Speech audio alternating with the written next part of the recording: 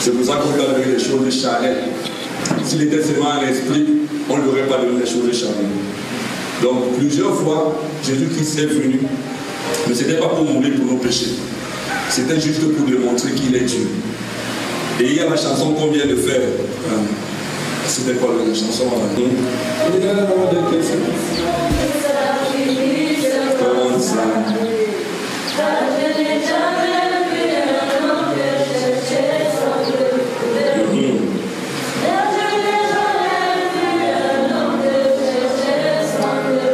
Une très belle chanson.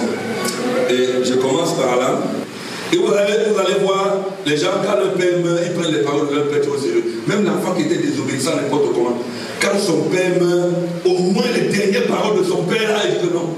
Si je ne respecte pas ça, c'est la malédiction. Matthieu 28, verset 18. Allez, on lit ensemble avec puissance et onction. Jésus s'étant approché leur par là ainsi. On y va, continuons. Tout pouvoir m'a été donné dans le ciel et sur la terre. Allez, faites de toutes les nations les disciples, les baptisant au nom du Père, du Fils et du Saint-Esprit. On continue. Et enseignez-leur à observer tout ce que je vous ai prescrit. Et voici, je suis avec vous tous les jours jusqu'à la fin du monde.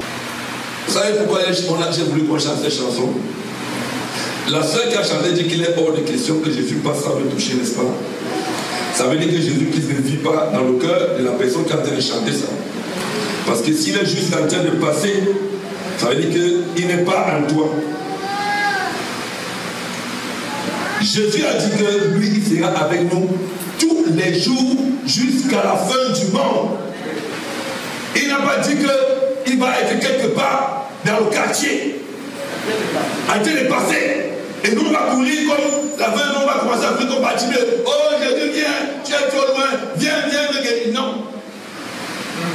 Ça, c'est une chanson que les païens doivent chanter. C'est les païens qui doivent chanter ça. C'est une bonne chanson d'évangélisation. C'est une bonne chanson d'évangélisation. Mais si un frère veut adorer Dieu, et il dit qu'il est hors de question que Dieu passe à me toucher, Dieu ne comprend plus rien. Dieu ne comprend plus rien.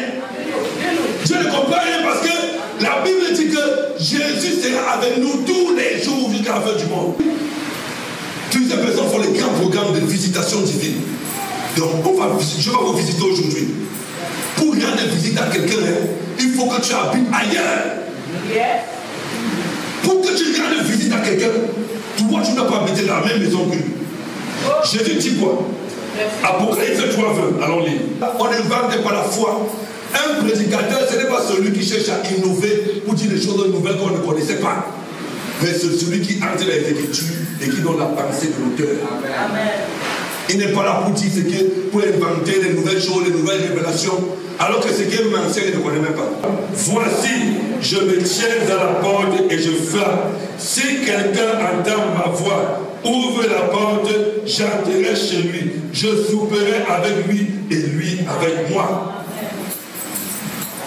Quand Jésus entre chez toi, ce n'est pas pour ressortir encore. Avant que Jésus ne meure à la croix, il a bien calculé. Il a traversé. D'abord, Jésus n'est pas dans le temps. Nous, on est dans le temps. Mais Dieu est hors du temps. Donc, il a traversé le temps. Il a traversé le temps. Il a vu tous les problèmes que tu vas avoir. Toutes les situations que tu vas traverser. Tous les malheurs que tu vas suivre. Tous les chutes que tu vas faire. Tous les péchés que tu vas commettre. Et maintenant, il est mort pour tout ça. Amen. Toi, tu viens là. Tu crois que tu es trop juste. Comme tu as péché. Oh, vraiment, Dieu est avec moi. Tu dis les choses que tu ne comprends pas. Jésus, quand il est entré dans ton cœur, ce n'est pas pour sortir encore, pour laisser balader. Il dit, je souperai avec lui. Mais il peut souper avec toi, toi, je ne soupe pas avec lui. La Bible dit qu'une femme abandonne-t-elle son enfant? Quand bien même elle abandonnerait, moi, je ne vous abandonnerai pas. Quand tu donnes quelque chose à ton enfant, c'est parce qu'il t'a fait du bien. Hein? Quand tu aimes ton enfant, c'est parce qu'il t'a fait du bien. Quand tu prévois l'avenir de ton enfant, c'est parce qu'il t'a fait du bien. C'est parce que c'est le plus gentil, même le plus bandit enfant. La mère a dit que non, c'est le voisin qui l'a amené à faire ça. Mon enfant est bien. Et Dieu déclare que que tu es béni, que tu es bien, que tu es sauvé. Amen. Quand Dieu dit que tu es comme ça, tu es comme ça. Amen. Peu importe ce que toi-même tu vois. La mère dit non, mon enfant n'est pas voleur, mon enfant n'est pas bandit. On a vu voler, il dit non, il n'est pas voleur. Il n'est pas voleur, ce sont les autres. C'est-à-dire que le tueur, lui il est le milieu de la joue, celui qui amène les gens à voler, celui qui viole les filles. La mère dit jamais, mon enfant n'est pas voleur.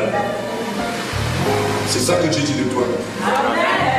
Tu es enfant de Dieu, tu es sauvé, tu es disciple de Jésus. Tu es une sainte, tu es saint. Toi, tu es saint parce que tu n'en fais pas. C'est parce que Dieu dit que tu es saint, que tu es saint. C'est pas parce que tu as fait quelque chose